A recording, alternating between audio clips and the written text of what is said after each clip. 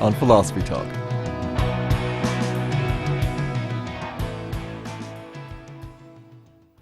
Listen to Philosophy Talk every Tuesday at noon on KSJE 90.9 FM, Farmington.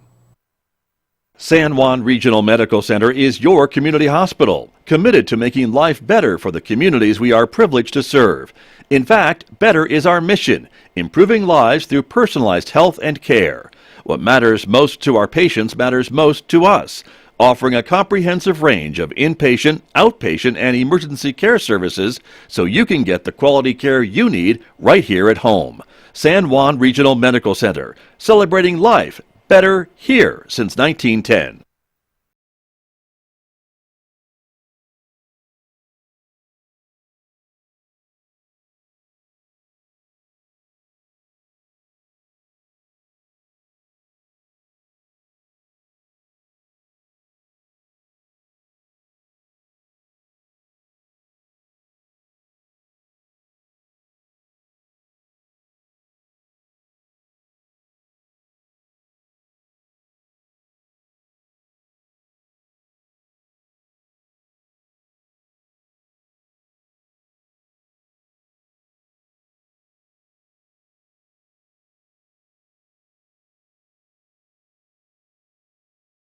Michlin, thanks for tuning in to KSJE 90.9 FM over the air, of course, here in San Juan County, New Mexico, 103.3 FM over the airways in Durango, Colorado, and streaming everywhere else on the planet from our website, KSJE.com. We're also welcoming our viewers who are watching this visual radio program.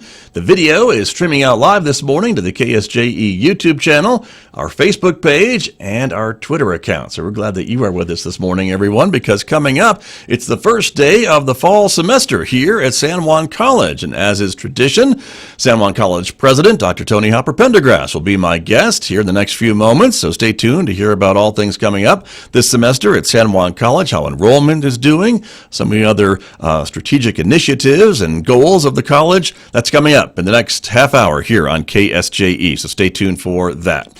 Later on this morning, we'll be talking about technology news with my guest Lewis Campbell from Synergy Computer Systems. Hope you'll join us for that coming up today at 8:50 a.m. on KSJE. The next hour, of course, it's Roving with the Arts. Mick Hess will be here with music from Vaughn Williams, some symphonic music, coming your way at 9:06 on KSJE.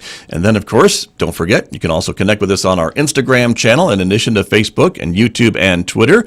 And if you're a podcast person, we invite you to check out KSJE Podcasts, wherever you listen to podcasts, places like iTunes and Spotify and iHeartRadio and much, much more. Plenty of places to discover KSJE podcasts, maybe find a program that you may have missed. So we encourage you to check that out as well. Weather forecast, let's talk about that for just a moment, shall we? It is currently a mostly sunny morning across the region today. We're expecting some increasing clouds as the day progresses. Maybe a scattered shower popping up, but a very low chance today. 85 for a high in Farmington today, 63 overnight. Mostly sunny tomorrow with a high of 86 degrees, sunshine 88 by Wednesday, and maybe a better chance for showers on Thursday and Friday with highs both days in the mid-80s and overnight lows near 60 degrees.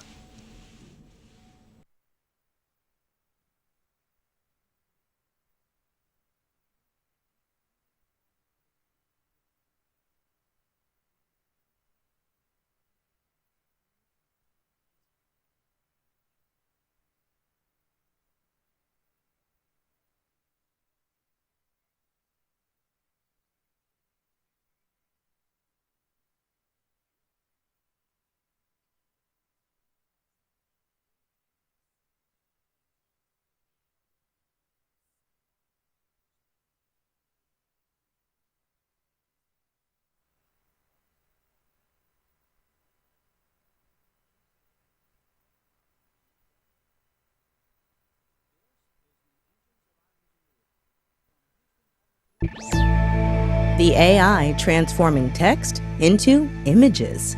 From American Public Media, this is Marketplace Tech. I'm Kimberly Adams.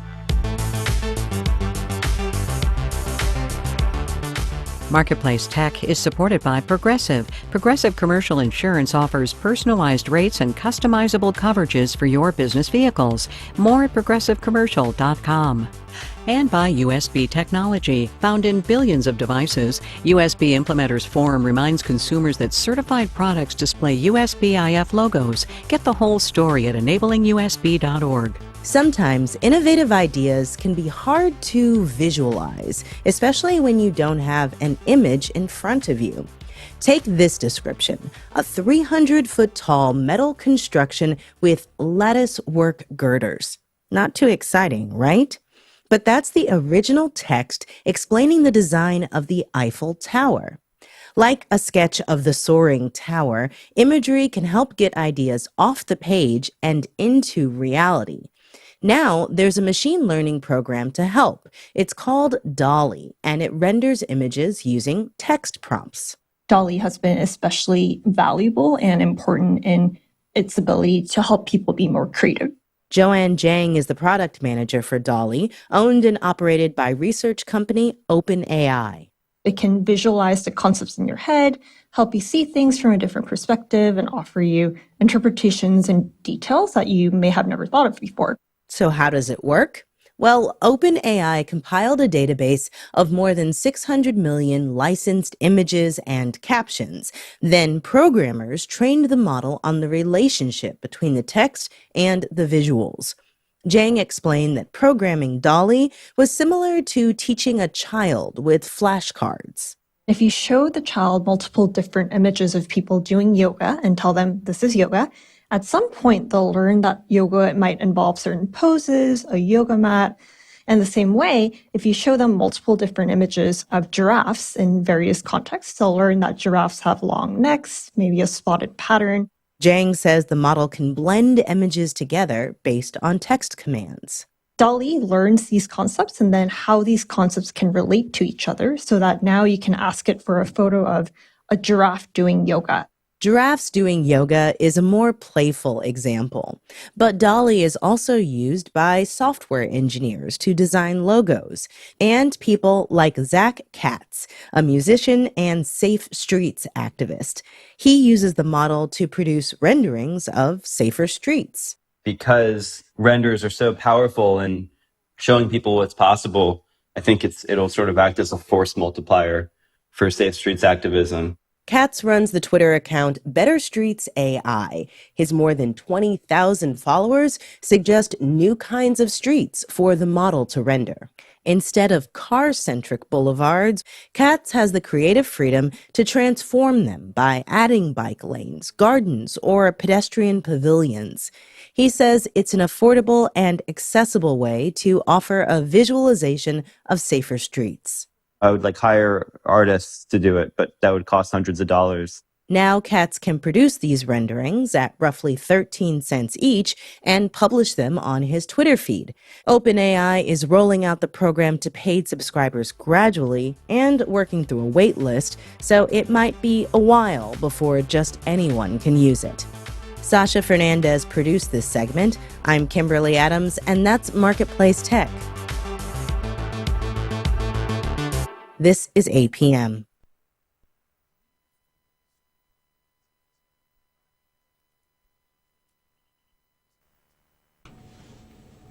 Joining me here in the studio, as is tradition on the first day of any semester here at San Juan College President Dr. Toni Pendergrass is my guest this morning. Dr. Pendergrass, welcome back to KSJE.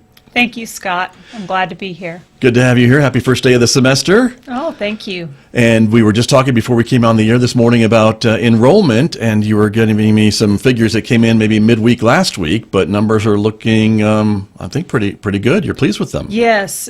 Currently, we're 6.6% up in head count and 8.8% up in credit hours. So compared to last fall, that's where we are. Right. And do you know if that's how that compares to other colleges or institutions across the country? Are all of them seeing an increase, or are they still kind of flat from COVID times? Or most of what I've heard from my colleagues is they're pretty flat, but I would need to check in with them. Gotcha. see how things are going for this fall. Right. Understood. Well, I wanted to go over a couple things that you shared with the campus community at Convocation, which was also last week. A lot of accomplishments and a lot of things and a lot of data behind some of the things that are happening here with our students at San Juan College to share with the larger community about how things are looking. So that's one of the things I thought we'd talk about this morning. Sounds great. All right. You began with your presentation about some of the accomplishments of this past year. And I have to tell the viewers, if you're not watching the video of the program, you're missing on seeing this beautiful shot of campus during, I think, graduation there, because Graduation Plaza is full of people. But that's got to be a shot from one of our drones. Absolutely. And drone students, so that's a great picture. Let's talk a little bit about some of the things that you presented. Of course, starting with the mission and the vision for the college. Right. So we take our mission and vision very seriously at San Juan College, and we just have concluded our second 5-year plan since I've been here, and we worked with the Board of Trustees and about 1,100 people, including employees, community members, to draft our next 5-year strategic plan. But I think what we'll be talking about today is kind of what we've accomplished in the plan that we just concluded. So our mission at the college is to educate and empower individuals to thrive in an ever-changing world, and our vision is to inspire success through world-class education. Right. And as we'll see, I think there's some data to back up those things. Absolutely. Right. And so let's talk about the I-CARE values as well, because that's another part of what we do here at San Juan College, all of us, right? Yes. And we hire people that make sure they align with these values of I-CARE, which are innovation, collaboration, accountability, respect, and excellence. Got you. And that's what those letters stand for, obviously the acronym of I-CARE. And so moving on, the 4 strategic directions, that's another thing that the college has adopted. I think part of it from the Board of Trustees, right? That was something of their direction as well. They set those strategic directions for the 5-year plan. And they are to have an agile and responsive business model. And this is really to help more students get in, through, and out of college. The second is to really expand our national signature programs that we have at the college that really bring in economic development dollars to our region.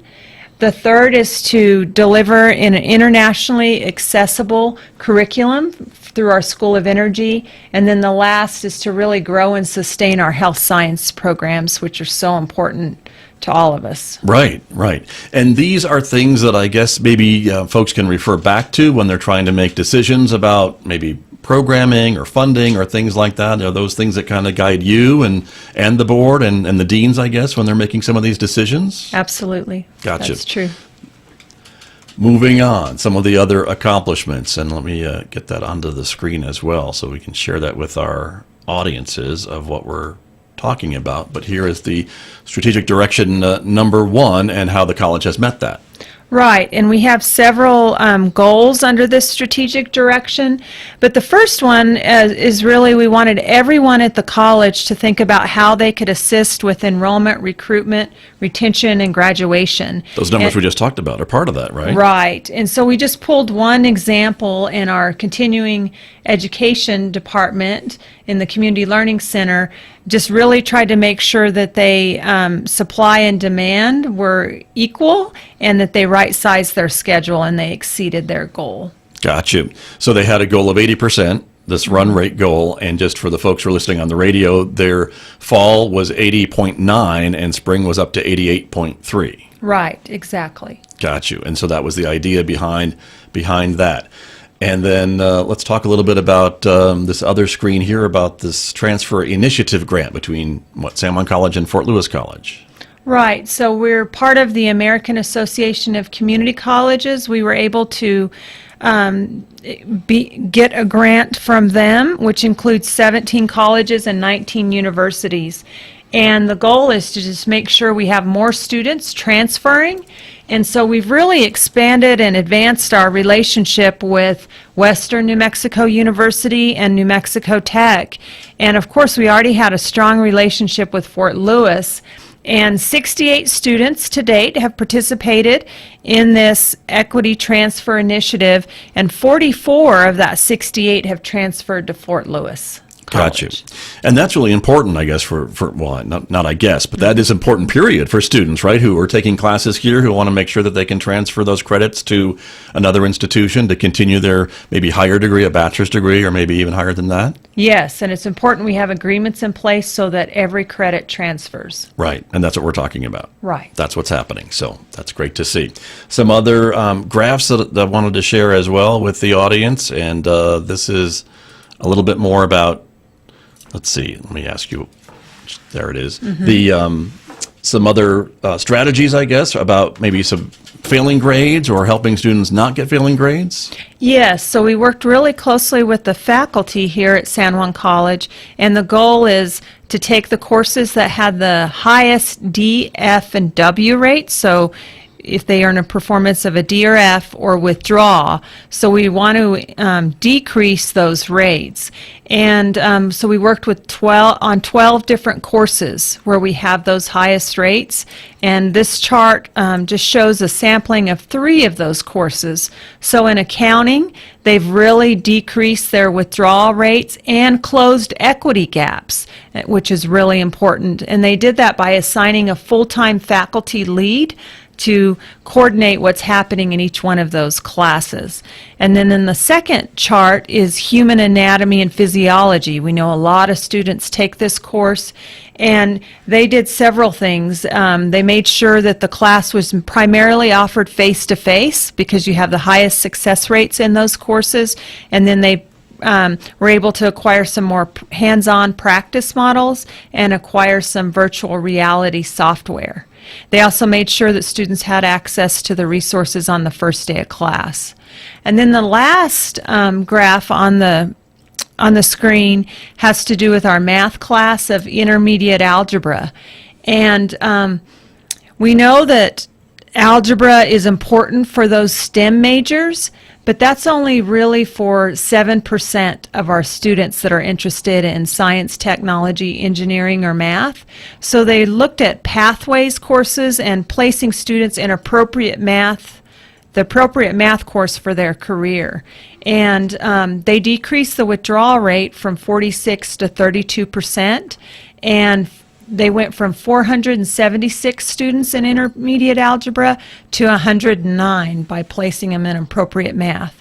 They also, in this course, made sure they integrated a lot of collaborative work, test corrections as well, and then they reordered the curriculum so that students could build confidence before moving on to more difficult concepts. I see. And so the idea being maybe that not every student needs to take intermediate algebra, so you're already Right. moving them into other math classes, so they still get some math instruction, but maybe not this type of math instruction. And for the students that stayed, adding some of those helpful programs for them to be able to help them succeed in that intermediate algebra class. Right, and it's fine for a student that's interested in a STEM pathway to work through algebra, calculus, and so forth for their career. But for the 93 other percent, they can take what we call stat way or quant way, so they can take statistics or quantitative math. So those learn are a bit- more appropriate. Right, for whatever they're getting into. Exactly. Understood. Even as a non-math guy, I got that. I understand, but that's great. I could have used that years ago. Me but, too. I'm glad that we're offering it, so that's good to see. Other things, interns and apprenticeships is another thing that the college has been working on to help students to be able to get more maybe hands-on career learning and knowledge. Yes, and all of our schools and our Career Services Department, led by Jill Bishop, has worked hard on this initiative. And this was another grant through the American Association of Community Colleges, and they were able to place 47 interns and apprentices this last year.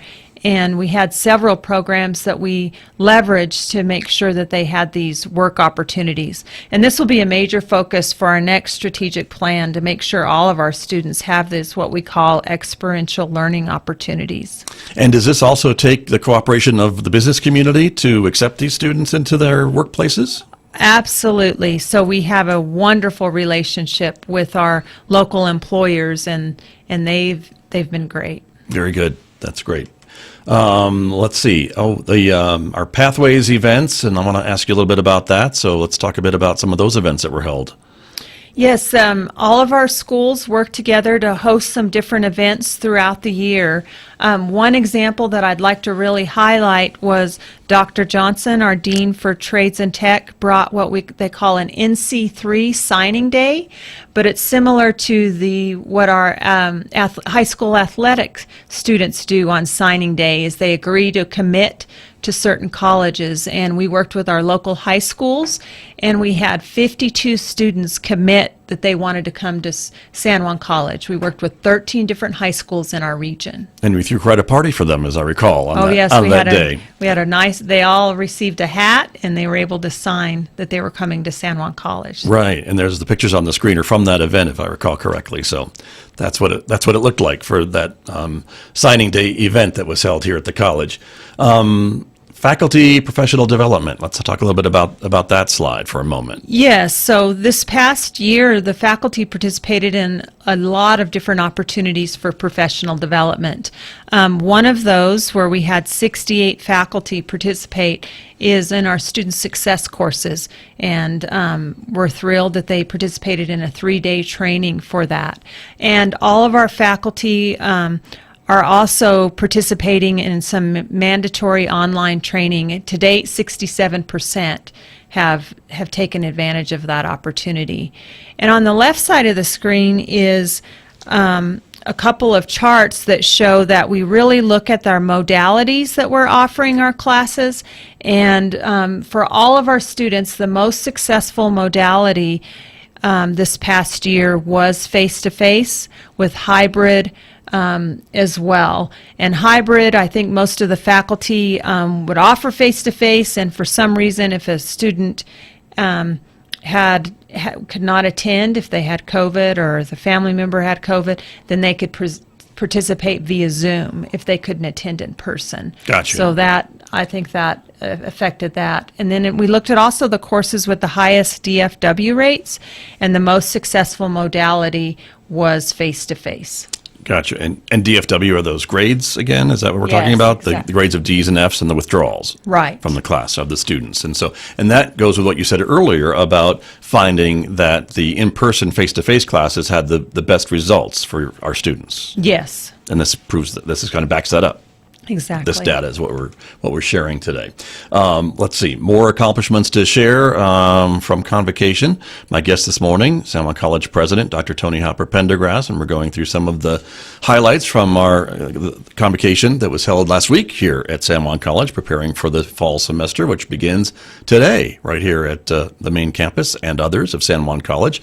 This slide is talking a little bit about learning more about being agile and responsive business models. Right, exactly. So our Human Resources Department, one thing they're doing this year is we're going to do a compensation study, and we're also utilizing a tool that many employers use called the Culture Index, and it just makes sure that you hire individuals that are a right fit and their attributes align with the job description. Gotcha. When you talk about compensation studies, I know for any entity, it seems any business, any university, any college, salaries, your staff costs are probably the biggest chunk of your annual budget. Yes, it certainly is the case here at San Juan College. And so that's a major investment, I guess, into planning for the future, is to figure out where salaries need to be. Exactly, and we always want to be competitive. Gotcha. Very good. Some of the other accomplishments would include, and this is something I wanted to ask you about too, is of course student housing and the Student Health Center. And so let's talk about that. Gosh, that just opened. Move-in day was over the weekend, and so students are now living on campus for the first time ever. Yes, and we had a wonderful grand opening and ribbon cutting ceremony recently, and there were about 250 people there, but we're excited that we're welcoming about 150. We welcomed about 150 students to our housing complex, and it's about 3,700 or 37,500 square feet is the size of the building. And it's a beautiful building. We have lots of art integrated in the building, and we want our students to have a wonderful experience. Right. Art created by, I think, both students and faculty. Yes, Don Ellis, our fine arts professor, worked with some of his students to do some murals, and they painted car hoods, and it's just and then some of Don's work is also displayed in the building. Right. Very cool. And again, for community members who haven't seen it, if there is another opportunity to go in, at least into the great room, you can certainly check it out and enjoy it and see what we're talking about here. But it is a new addition to the main campus here at San Juan College. As you mentioned, Dr. Pendergrass, 150 students will be living on campus, and that will change, I think, a little bit of the vibe of the campus, don't you think? Yes, certainly it will. And the health center, talk to me a little bit about that. Obviously, if you have an on-campus population, you probably want to have a health center in case somebody needs something. Yes, exactly. So we're very fortunate that our local legislative delegation set aside $1.1 million for us for that, and then also our federal delegation through Teresa Ledger Fernandez's support. We were able to get a total of $2.2 million, and this is for students' medical and mental health support. Got you. And so that will be opening up soon as well. Yes. Very good. And so that's another accomplishment here as we talk a little bit about some of the things that the college has been doing. And as we move along, there's some other IT topics to talk about as well, and some grants and grant management too. Yes. There's the screen there. This is some other kind of the technical side of the college, because I'm not sure everyone realizes just how many computers and PCs and laptops and projectors and screens that there are in the classrooms here on campus. There's a lot to keep track of. There are a ton, and they're on a 5-year replacement cycle is what we are on right now. And a lot of our employees participated in what we call a SQL migration. So before we had what's called Unidata, and we participated in an extremely large project to convert it to what they call SQL.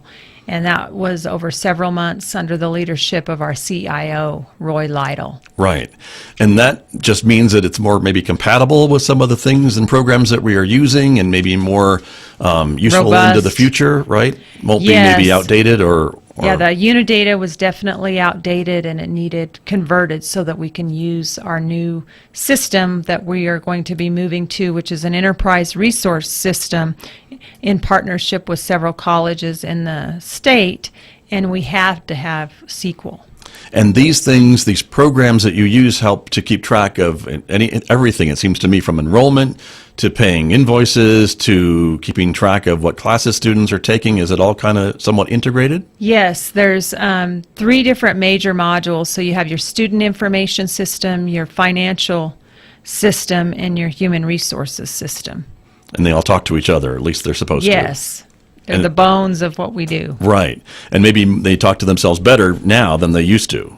Absolutely. We don't have to write so many special programs to make things work. Got you. You mentioned that the computer replacement schedule. I just wanted to point out that I think 5 years is relatively quicker than it has been in the past. I think you mentioned during convocation it had been as long as maybe 7 or 9. Mm-hmm. And if anyone knows computers, if your computer's older than a day, it's out of date, basically. There's a new one coming out. That's true, Scott. So doing it 5 years is another big investment, but it means that your staff has more up-to-date technology and security. And our students as well. Right.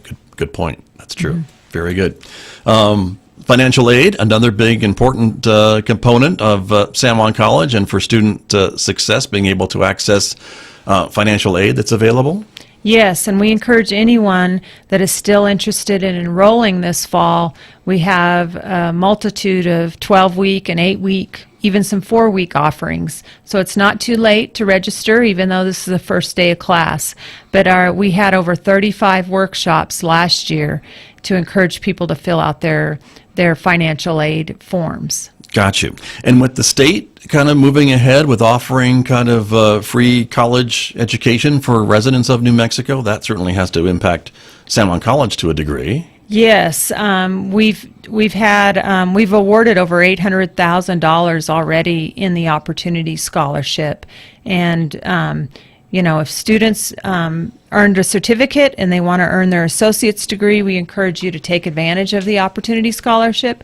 Or if this is your first time to go to college, and you don't have to be a recent high school graduate, it's for all New Mexico residents. So that's a key difference, isn't it, than some of these programs absolutely. elsewhere, right? Yes, before recent high school graduates could take advantage of the lottery scholarship, which is 100% funded. Right. But now any New Mexico resident that wants to earn a certificate or degree can utilize the Opportunity Scholarship. Someone as old as me, if I wanted to go back to school, Yes. I could do it. Okay, just checking. But yes, very, very good. Some of the other accomplishments too, workforce development. I want to ask you a bit about that and what that means for working, again, with the community, kind of integrating the community with the college, right, and working towards some common goals. Yes, so our workforce development team, this is our corporate training, they developed several different opportunities in partnership with our local employers. And then also our Small Business Development Center also helped create or save 184 jobs during the year. And then we have a harvest food program, which I'm really proud of, where we work with all of our local farmers to kind of establish a co-op where they can sell their goods and services. So one thing they did is they generated almost $100,000 of sales through their food hub, and then the farmers profited. They received about $263,000 in earnings from this program. Wonderful. And again, this kind of helps this whole ecosystem, I think, of locally grown food, fruits and vegetables, and the Food Hub has really been helping to try to get maybe more big users on board, maybe school districts and restaurants or grocery stores and hospitals, ideally to be able to create a market for these farmers to know if they grow it, they'll be able to sell it. Right. So they can all work together to kind of provide the supply based on the demand. And they are working with some of the, like you said, the larger. Right. I think some of them have already committed, so that's great. And then we also want to work with all of our local restaurants as well to serve local Very true. food. Very true. And even local individuals, households can sign up for the food boxes. They can go to the Food Hub and just pick and choose what they want to buy. And this is all relatively new. Yes. And that's what we're talking about. Mm-hmm. So that's part of it as well. Strategic direction number 2 is next on the list of what we wanted to cover, and that would include there it is, the national expansion of signature programs that strengthen college sustainability and provide for economic development. Yes, so there's several programs that will be launched this fall. The first one is the electric vehicle certificate program, and it's an advanced certificate. So if you're an existing automotive technician, you can earn this advanced certificate and work on electric cars. So we're really excited about that. That's through our Center of Excellence in Renewable Energy and Sustainability. And then the next item is a behavioral health and mental health technician certificate. And then we have an American Sign Language certificate. And then through support from our state legislature, we were able to receive $1 million for the creation of a teach-up program. And this is in partnership with Western New Mexico University. And we're thrilled. We had planned to have 40 students this fall in the program, and we already have close to 60 and 250 that are interested. Wow. And this is all to address the teacher shortage, as it says on the screen, but I think there's a lot of opportunities for folks who want to go to school or want to go back to school, as we've been talking about with these scholarships and other opportunities. And if you want to be a teacher, there's even more, I think, funds available to help pay for that education opportunity. Yes, and a lot of the students that are part of the program are already working in the schools, so it's kind of a job sharing or grow your own program. So basically, if I'm an educational assistant, I could work half a day and then go to school in the afternoons, and then the other person would work in the afternoon and go to school in the morning. I see. And so you still have an income, and you're able to still get your degree even in an accelerated format. It can be done in 3 years if you wanted to earn your bachelor's. Wow, that seems pretty quick. And also at pretty much low or no cost to the individual. Right. In some We've cases. tried to design it so that it would be no cost if possible. Right. Very interesting. Very good. Next, some of the strategic direction number 3, deliver an internationally accessible energy resources curriculum. And we've got some local partners with that as well. Yes. So one thing that we're really thankful for is to ConocoPhillips. They've provided us with donations each and every year. Last year they provided us with $60,000 to support scholarships and housing scholarships for Native American students. And we've hired an industry liaison and a transportation director in our School of Energy. And then thanks to Lagos Resources, they help coordinate a San Juan Basin Energy Conference every other year, and we were able to have a very successful conference with 35 sponsorships thanks to their generous community service. And we also worked through our partnership with Western New Mexico University. They worked with us and connected us with 7 universities in the state of Sonora, Mexico, that we've signed an agreement with for some partnerships. And I want to ask you about the Mexican partnerships, and those are what areas of study? Are they all various areas, or what types of partnerships are we talking about? Well, we've discussed different items, primarily now mainly through the School of Energy, but they're open to other areas as well.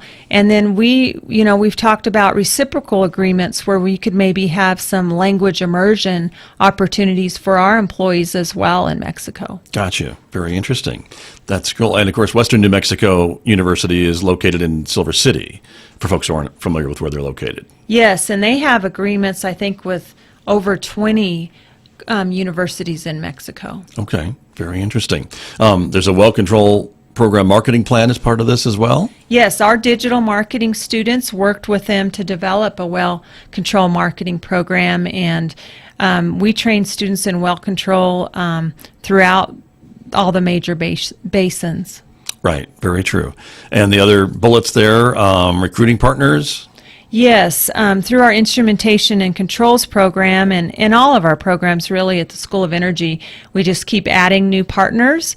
And we added Taiwan Semiconductor, who's building a major manufacturing facility in Phoenix, Boeing, Intel, and BP. Gotcha.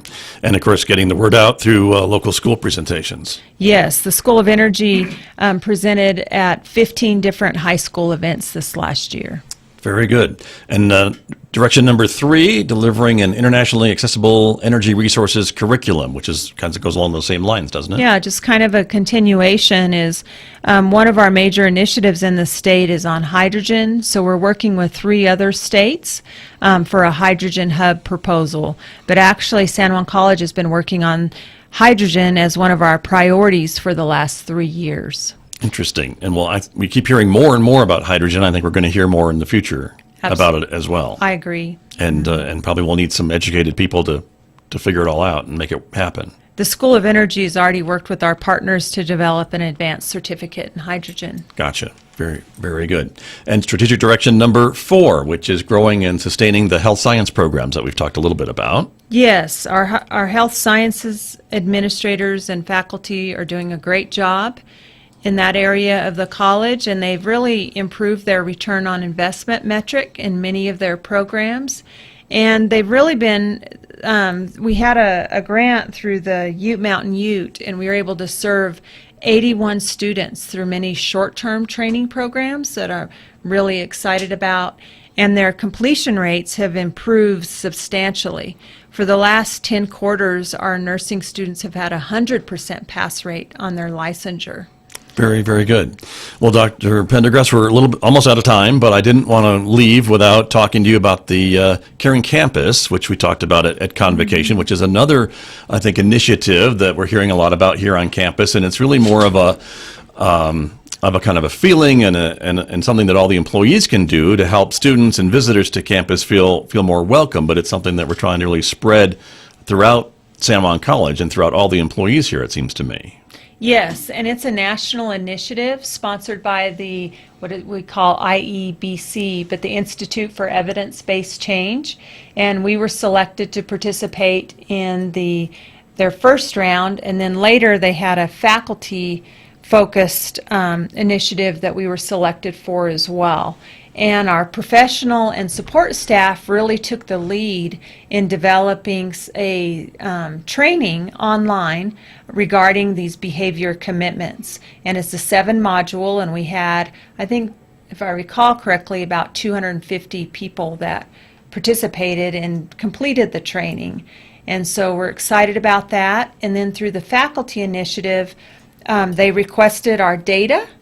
And they told us who our bright spots were as far as faculty, and those faculty have worked together to develop those behavior commitments as well for inside the classroom.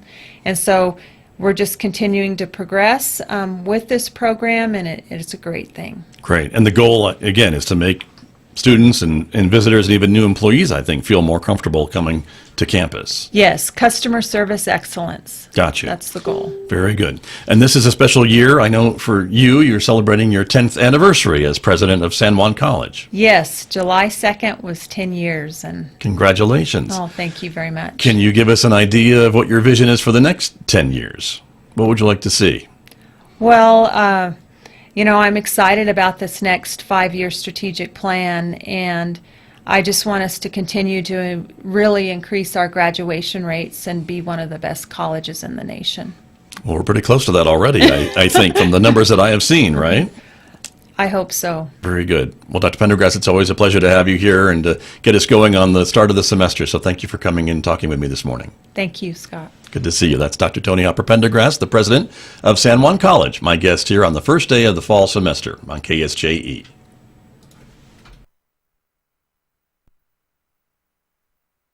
How do you define strength? Is it physical? Or is it mental?